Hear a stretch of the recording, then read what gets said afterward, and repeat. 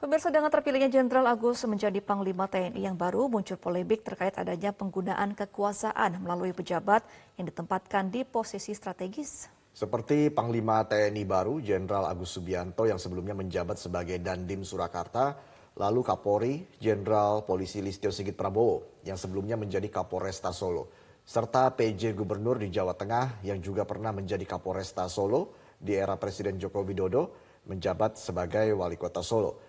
Akankah kenetralan dipertaruhkan? Kita akan membahasnya bersama Dewan Pembina Perludem, Titi Anggraini. Selamat pagi, Mbak Titi. Selamat pagi.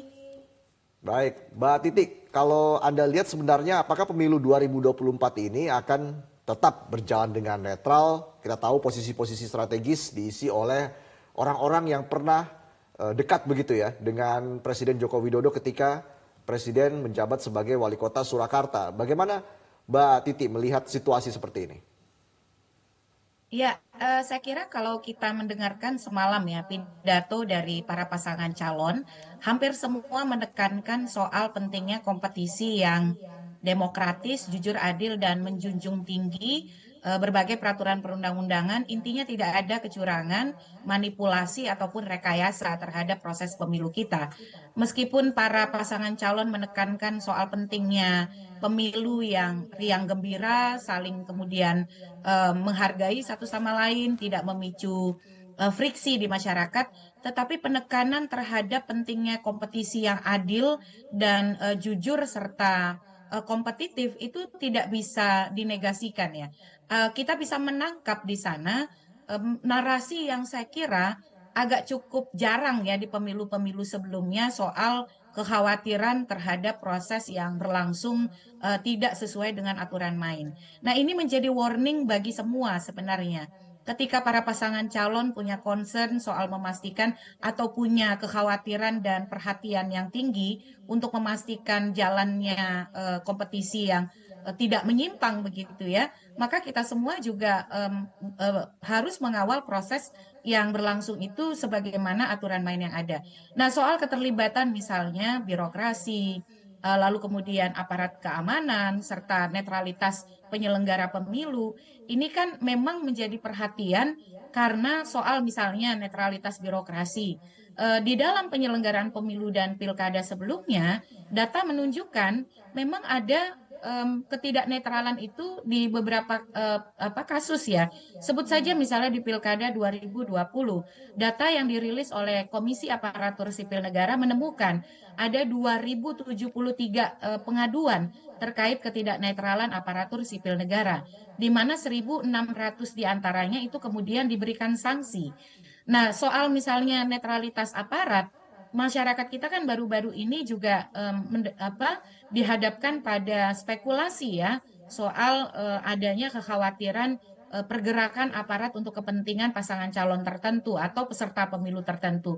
Ini yang menurut saya harus dibuktikan betul-betul oleh baik TNI, Polri, dan juga aparatur sipil negara kita melalui kementerian dan lembaga yang mengawasi dan mensupervisinya untuk tidak dilakukan penyimpangan.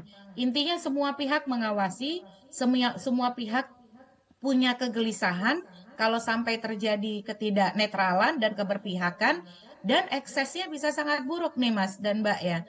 Karena kalau misalnya ini tidak mampu diantisipasi, bisa bukan hanya bergulir menjadi masalah hukum, tetapi juga menjadi keraguan terhadap proses pemilu, kepercayaan yang bisa menurun, dan pada akhirnya legitimasinya bisa bermasalah.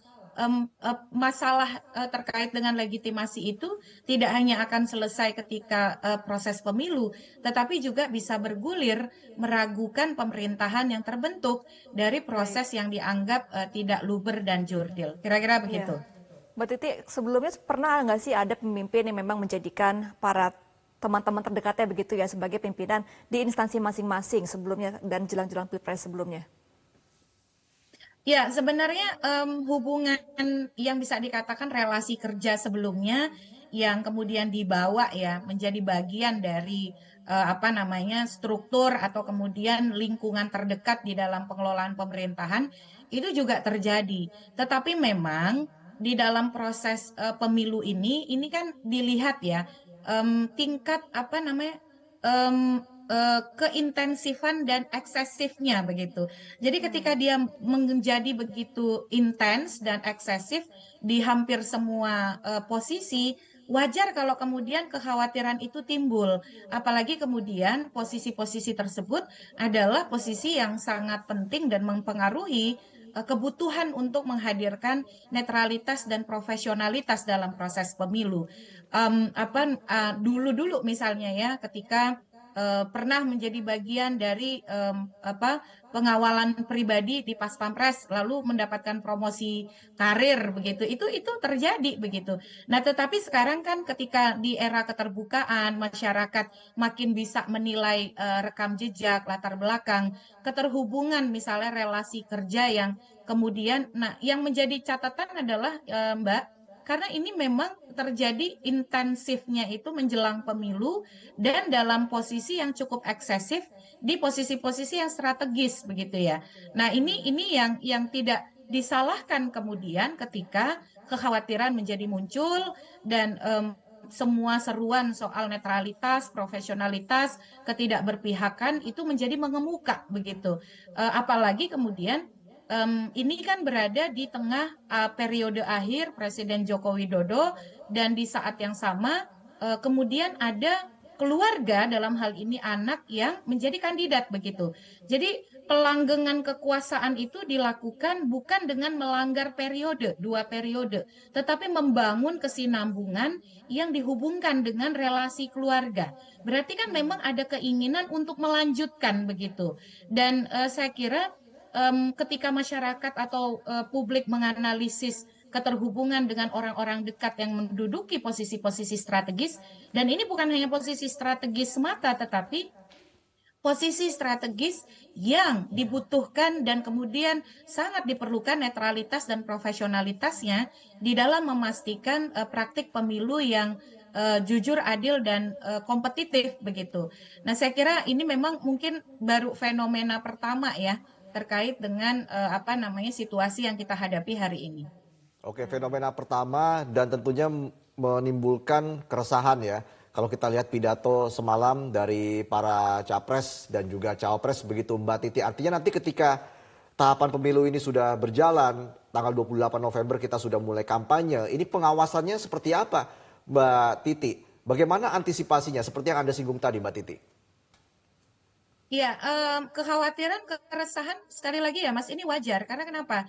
Di Undang-Undang Pemilu kita itu banyak sekali norma yang menyebutkan bahwa pelaksana tim kampanye dilarang melibatkan aparatur sipil negara, TNI, Polri, lalu juga aparat pemerintahan, bahkan penyelenggara negara, pejabat negara, itu harus netral begitu. Pejabat politik yang berlatar belakang partai politik sekalipun, kalau dia mau kampanye harus cuti dan kemudian tidak menggunakan fasilitas negara.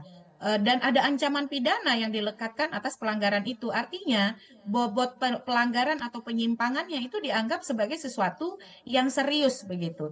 Nah, yang kedua, bagaimana kita mengantisipasi?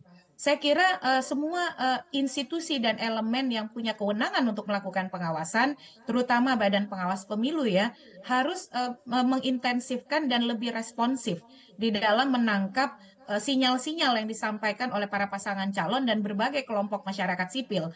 Misal beberapa waktu lalu kelompok masyarakat sipil menekankan betul soal netralitas TNI Polri dan jangan sampai kemudian dimobilisir untuk kepentingan pemenangan salah satu calon tertentu. Nah, bagaimana Bawaslu bisa misalnya membangun sinergi dan kolaborasi dengan kelembagaan ataupun institusi-institusi terkait lainnya untuk aparatur sipil negara dengan Komisi Aparatur Sipil Negara, Kemenpan RB, Kementerian Dalam Negeri, pemerintah daerah, untuk TNI Polri bagaimana misalnya dengan institusi pengawasan yang ada di dalam 2 lembaga tersebut, sembari di saat yang sama bagaimana membangun kepedulian dan kesadaran publik melalui misalnya keterlibatan media massa dan seterusnya untuk terus mengawasi dan tidak takut ya di dalam melaporkan berbagai pelanggaran atau kecurangan. Saya kira hampir semua pasangan calon menekankan mengajak masyarakat untuk bukan hanya menjadi pemilih yang datang ke TPS nanti tanggal 14 Februari hari Rabu 2024, tetapi juga mengawal prosesnya.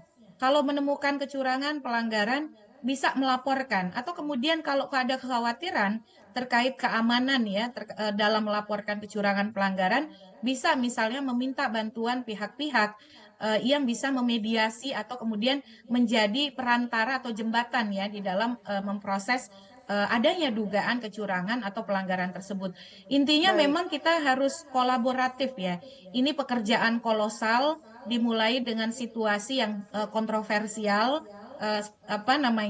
kontroversi putusan Mahkamah Konstitusi, Baik, lalu Mbak Titi, juga berarti beberapa dugaan misalnya memang ada pelanggaran keresahan lainnya. ketidaknetralan, berarti jika nantinya ada pelanggaran yang dilakukan oleh instansi tersebut, siapa kira-kira yang akan mensanksi mereka? Tapi kita tahan dulu, karena kita akan kembali setelah jeda berikut ini.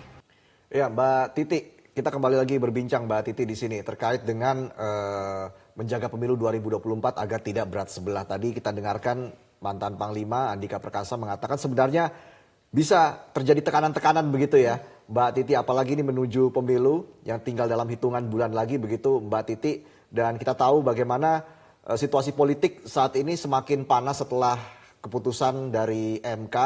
Nah, ini soal pengawasan itu sendiri, Mbak Titi. Artinya memang bagaimana mengawal pemilu ini agar berjalan dengan netral jika memang posisi strategis tadi diisi oleh all president's men. Mbak Titi, bagaimana melihatnya ini? Ya, di Undang-Undang Pemilu itu tadi seperti disampaikan ya, pasal 280 Undang-Undang 7 2017 betul-betul menekankan larangan pelibatan aparatur sipil negara dan juga TNI Polri. Undang-Undang Pemilu bahkan menjatuhkan sanksi sebagai klasifikasi tindak pidana pemilu. Itu diatur di dalam pasal 493 dan pasal 494. Misalnya pelaksana kampanye yang melibatkan TNI, Polri, dan aparatur sipil negara itu diancam dengan pidana penjara 12 bulan dan juga denda 12 juta begitu. Saya kira ini bukan hanya soal bobot pidana dan dendanya, tetapi ini dianggap sebagai pelanggaran serius. Dan percayalah kalau pelanggaran itu sampai terjadi, itu imbasnya itu akan sangat eksesif. Bisa makin memecah belah dan kemudian menimbulkan konflik horizontal di masyarakat, ketidakpercayaan pada proses pemilu, dan juga pemerintahan yang terbentuk yang dianggap dengan memanfaatkan organ-organ negara begitu. Jadi dampaknya itu jangka panjang. Nah, pengawasannya seperti apa? Di dalam Undang-Undang Pemilu, Bawaslu bahkan sangat ditegaskan di situ ya, dia bertugas mengawasi netralitas aparatur sipil negara, birokrasi, termasuk TNI Polri. Tentu saja TNI Polri punya skema pengawasannya tersendiri ya sebagai institusi pertahanan keamanan begitu.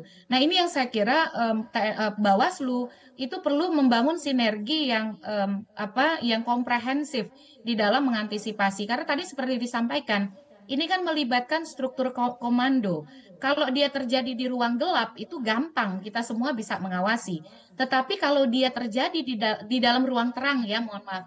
Tetapi kalau dia terjadi di dalam ruang-ruang gelap, dalam belakang pintu yang tidak mampu diakses oleh publik, itu yang sebenarnya sangat bahaya begitu. Nah, oleh karena itu saya kira kesadaran sekali lagi selalu membangun kesadaran untuk saling mengawasi. Para pasangan calon juga dibutuhkan itikat baiknya.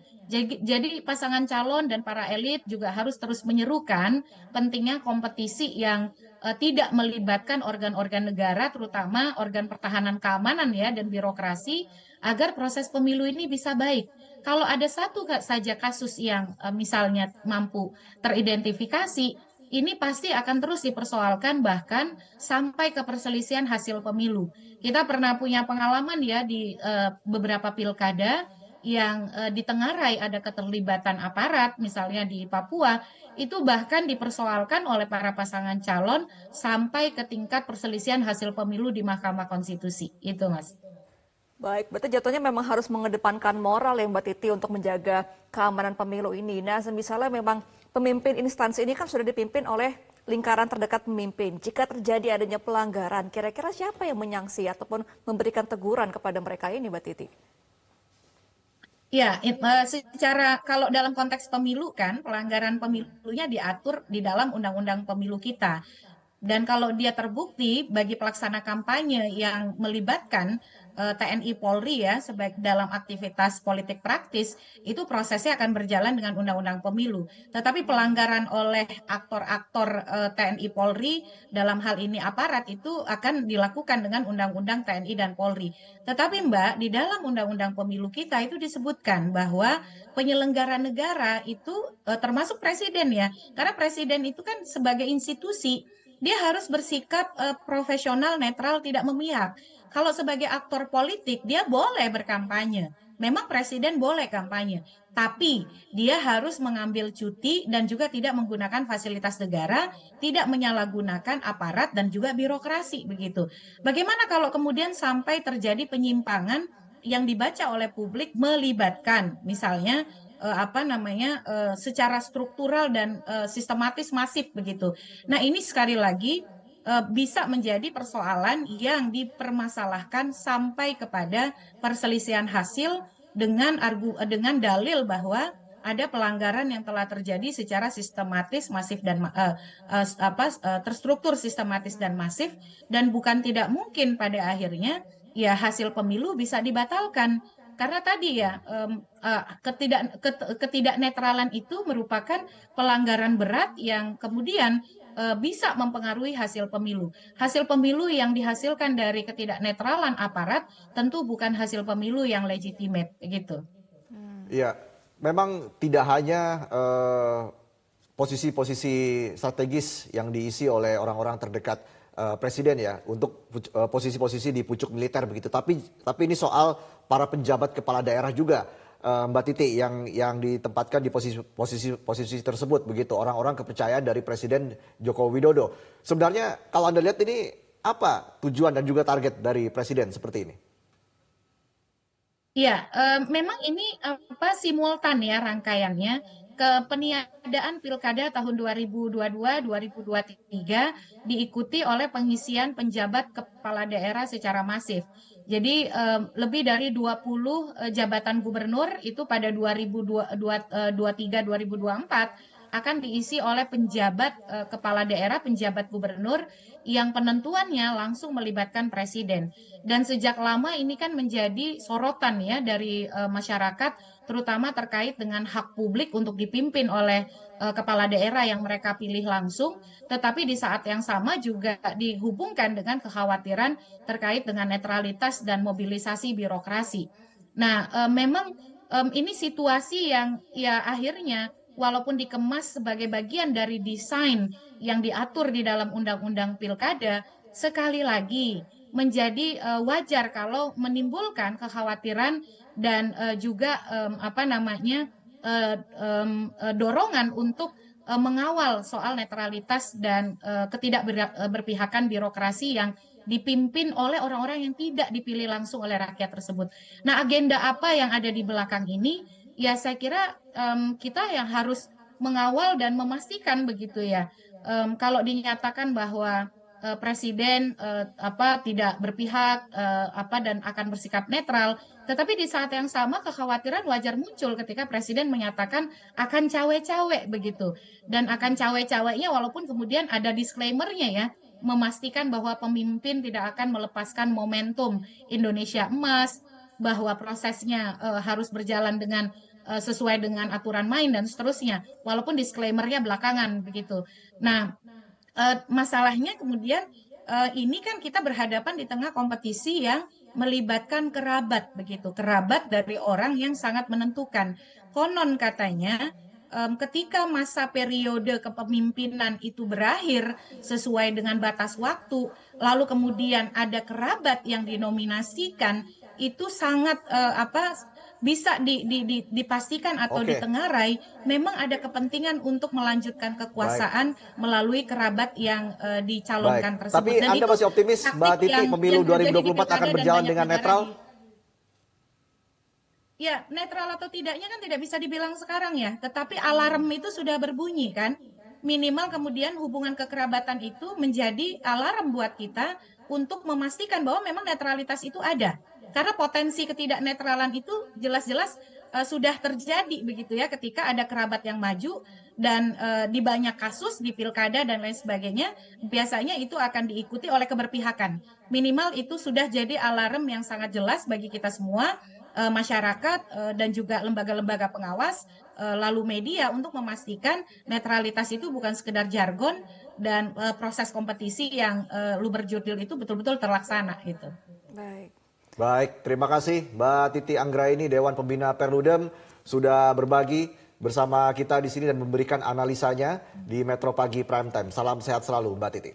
Jelajahi cara baru mendapatkan informasi. Download Metro TV Extend sekarang.